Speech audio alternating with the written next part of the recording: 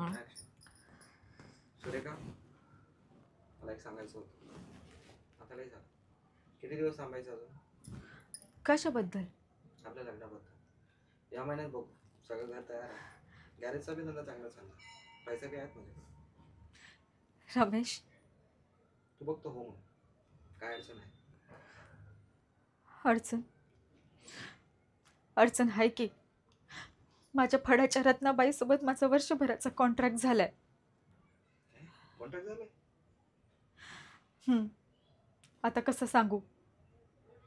मला हा कॉन्ट्रॅक्ट करायचा नव्हता, पण बापानं कर्जपायी रत्नाबाईकडनं लय मोठा ॲडव्हान्स घेतलाय.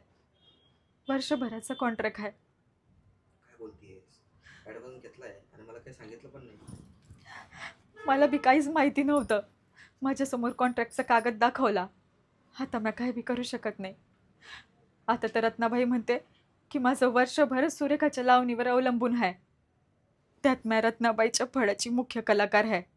मला वाटलं होतं 4 महिने काम करून कॉन्ट्रॅक्ट मोडू, पण आता ते बी शक्य नाही.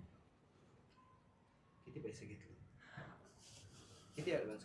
नाही देतो तिला सारे पैसे परत. नग नग, मी वर्षभर काम करून लय सारा पैसा कमावून देईल रत्नाबाईला. तू आता खर्च नको करू, नाही तर तुझ्या गॅरेजच्या कामावर अडचण येईल. तसं बी मला थांबायची सवय आहे. तू फक्त माझ्यावर विश्वास ठेव. तुझ्यावर विश्वास आहे गं, पण थोडं थांब. मला तुझी बायको बनायची घाई नाही. मला तुझी साथ हवी आहे. एकदा का वर्षभराचा कॉन्ट्रॅक्ट संपला की ही सुरेखा फक्त तुझी आहे. तर आता गुमानं जेवण कर.